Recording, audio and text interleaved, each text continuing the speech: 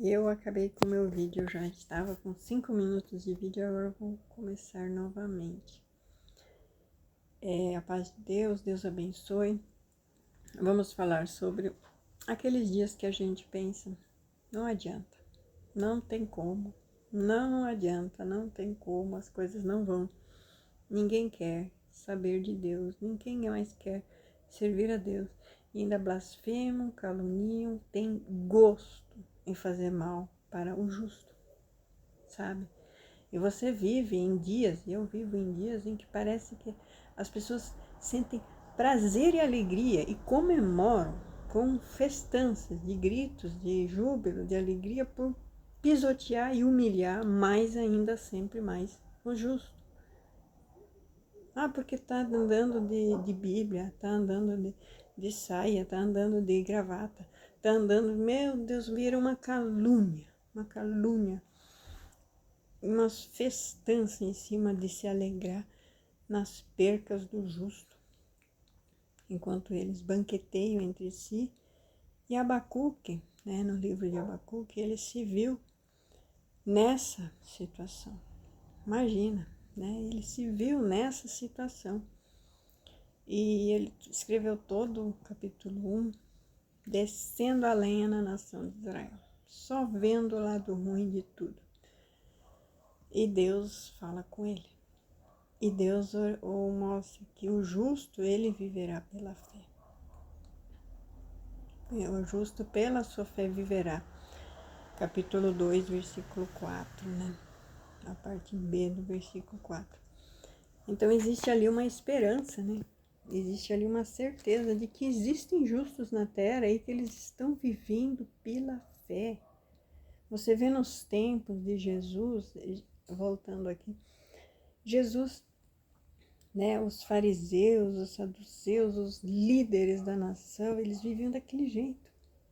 Mas você imagina a pobre Maria e José somente tendo um jumentinho, foram lá para o recenseamento e lá teve que acontecer de Jesus nascer e eles não tinham lugar para ficar e eles estavam em sua terra natal e não tinha lugar para eles na terra natal deles. Eles tiveram que ficar numa estrebaria, E Jesus lá nasceu. Mas você imagina quem que recebeu o Salvador, o Messias? Os pastores de ovelhas, os pobres. Então, pela fé, o justo vive e o justo vê as promessas de Deus se cumprindo. E o rei Herodes ficou sabendo por causa dos magos do Oriente. Então, Deus avisou para pessoas improváveis, que eram os magos. Hoje em dia, apedrejados, Nem se fala. E aí, os magos do Oriente, vieram para trazer fortunas, ouro, incenso e mira para o Salvador, porque ele não poderia crescer igual um menino normal. Ele tinha que ter condições, E ele teve que fugir logo após isso para o Egito e precisava de dinheiro para isso. Então, essa pobreza de Jesus em meio à nação de Israel, mas mostra que Deus está com o justo e não desampara nos pequenos detalhes, nas pequenas coisas. E no versículo 2 de capítulo 3, fala assim: Aviva, ó Senhor, a tua obra no meio dos anos. No meio dos anos, faze-a conhecido na tua ira, lembra-te da tua misericórdia. Então, no meio dos tempos, Deus aviva a obra dele, no meio do povo dele. Aqueles que são sinceros de alma e de coração, que realmente buscam a Deus. Porque esses festeiros que vivem a se banquetear e a comemorar vitórias em cima da cabeça dos santos, Como aconteceu, Apedrejar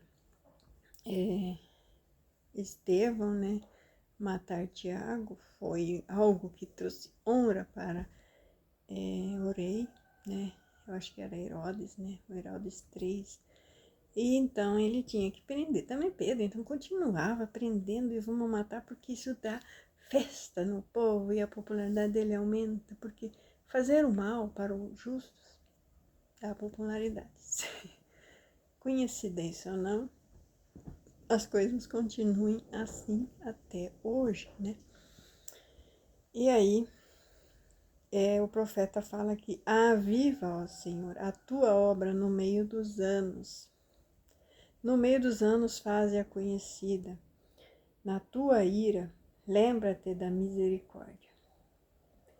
Então, as misericórdias do Senhor, elas sempre renovam as nossas forças.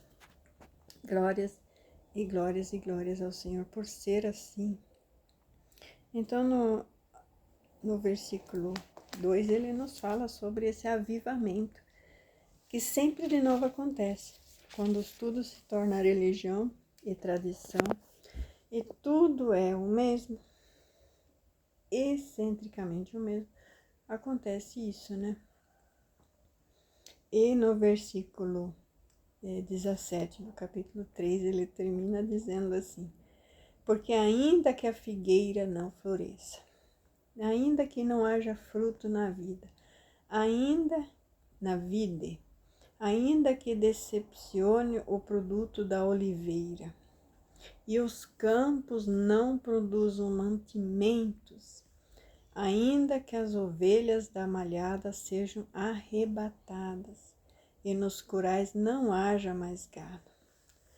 Todavia eu me alegrarei no Senhor, e exultarei no Deus da minha salvação. O Senhor Deus é a minha força, e fará os meus pés como os das servas, e me fará andar sobre as minhas alturas. Né? Então, imagina como Abacuque terminou feliz e regozijante. Tendo tudo ou tendo nada, eu ainda assim comemoro, porque eu tenho Deus, o Salvador, eu tenho Jesus em minha vida. Então, Abacuque, ele começa o livro naquele profundo e cruel desânimo que nos assola, nos desanima. Quando temos visão espiritual das coisas, é muito triste ver as pessoas caminhando para o lado errado. E cegas e surdas, e não adianta nada que a gente faça. Então a gente tenta de todas as maneiras, mas somente oração, somente jejum para ajudar essas pessoas. Porque é uma cegueira espiritual. É uma cegueira espiritual. Então esse pedido que eu li aqui no versículo 2, aviva, ó Senhor, a tua obra no meio dos anos, é muito válido. Porque as pessoas se tornam más, manipuladoras, elas usam e pervertem a própria palavra a seu favor.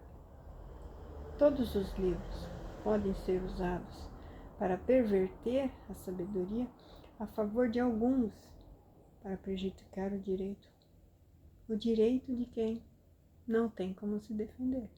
Geralmente mulheres, crianças, pessoas que são julgadas como pessoas sem voz. Elas não têm direito de voz, né? E aí, a gente precisa que Deus, sempre de novo, de tempos em tempos, levante homens verdadeiros, homens que lutem pela verdade e que tenham sabedoria de chegar nos mais altos estágios para impor a sabedoria de Deus e parar com escárnio contra os bons, contra os justos, que ainda são remanescentes sobre a terra, né?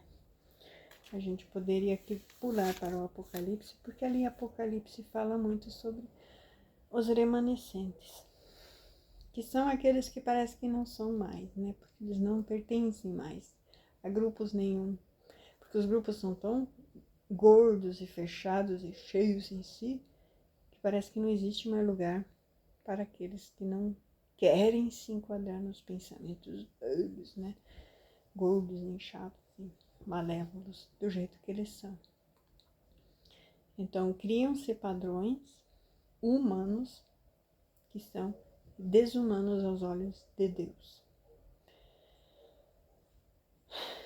E Jesus, né, o nosso Salvador, como homem que veio à Terra, ele olhava e ele pregou a religião verdadeira, que é os estrangeiros, os órfãos e as viúvas.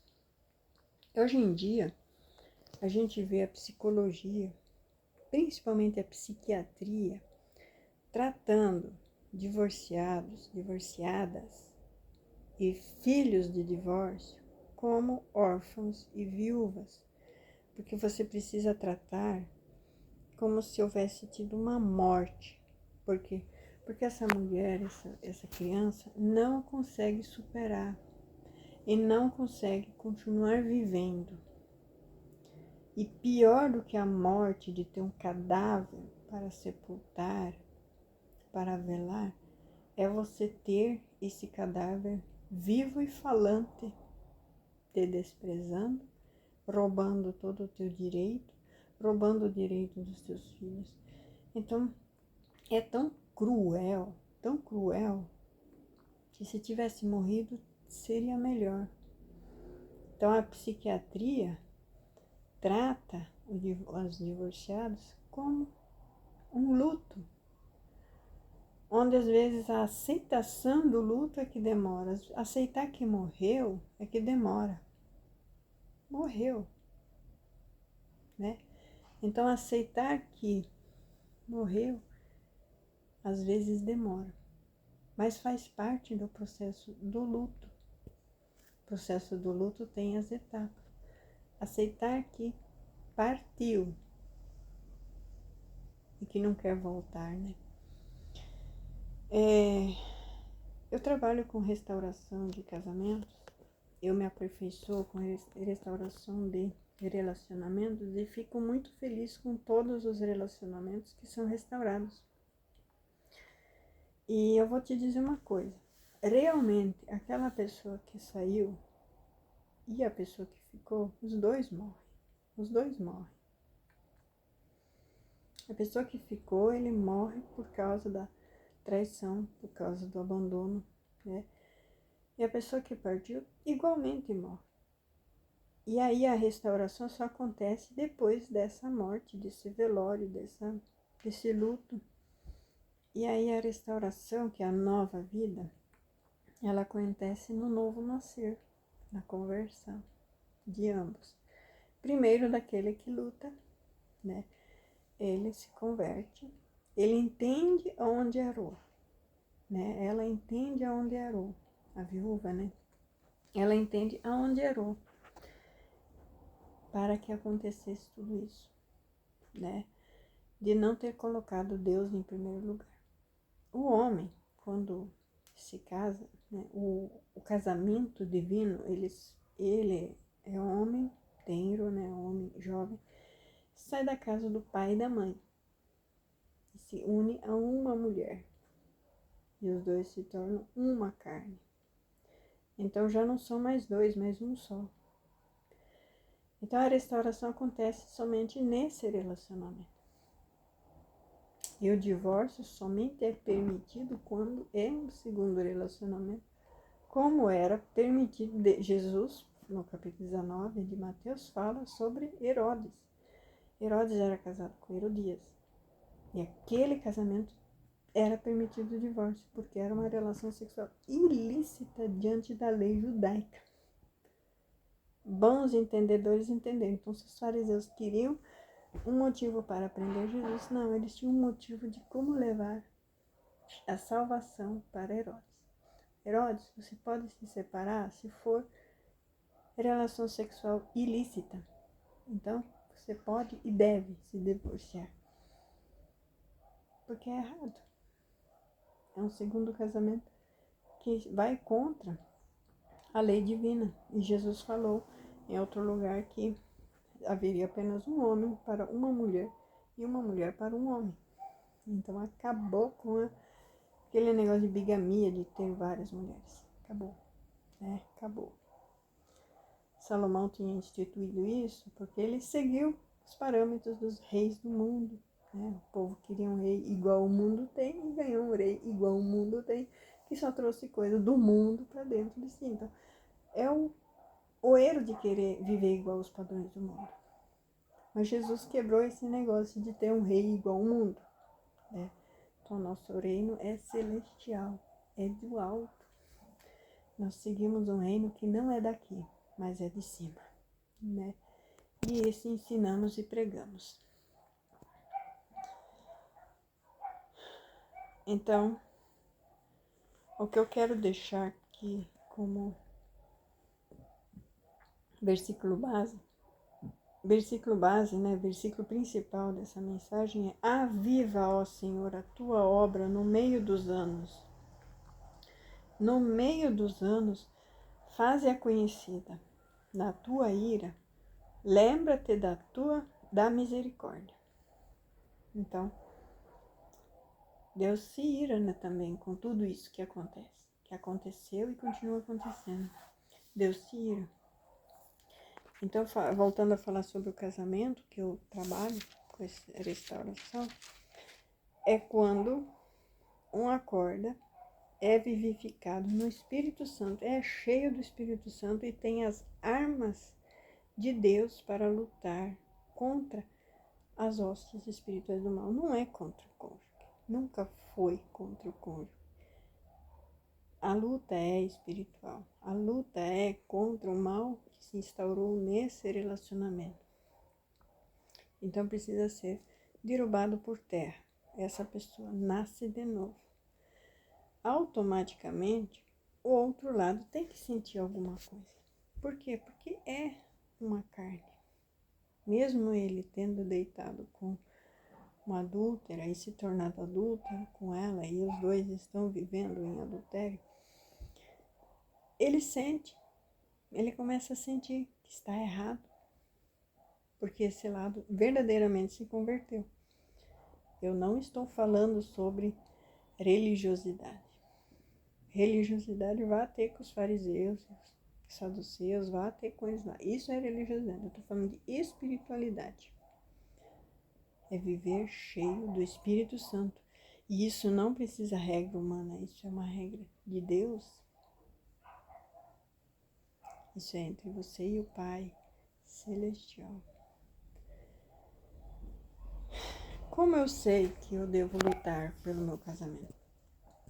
Ore para Deus. Espere Deus confirmar em teu coração. Espere Deus te mandar claramente mensagens de que é isso que Ele quer que você faça. Ele vai te falar, através de vários meios, que é isso que Ele quer de você. E você deve estar aberto a essa mensagem. E não caluniador e blasfemador, como era esse povo ímpio, que queria continuar no erro. Então, quando Deus te mostra o que Ele quer, você deve estar aberto para receber essa mensagem, para querer fazer a vontade de Deus. Então, eis-me aqui, Senhor, faça-se em mim a tua vontade. Não são palavras faladas da boca para fora. É realmente Deus te mandando pessoas certas para te ensinar o caminho certo. Eis-me aqui, Senhor, faça-se em mim a tua vontade e não a minha. E a religião lá do outro lado, do satanismo, eles ensinam, o primeiro mandamento deles é que você deve ser feliz. Em primeiro lugar é a tua felicidade. E o primeiro mandamento de Deus, né, que Deus é em primeiro lugar, é mortificar o eu. Sacrificar o eu. Crucificar o eu junto com Cristo. E vive Cristo em mim, não mais eu. Não mais eu.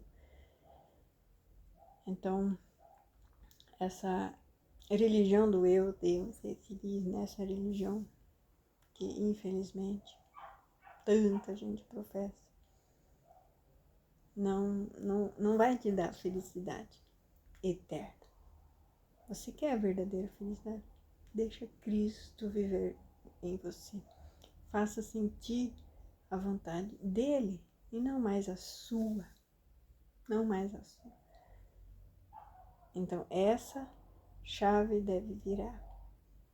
Essa conversão deve haver. E então Deus restaura tudo e aviva tudo no meio dos anos. Aviva tudo. Tua vida, teu casamento, teus relacionamentos, teus negócios. Deus aviva.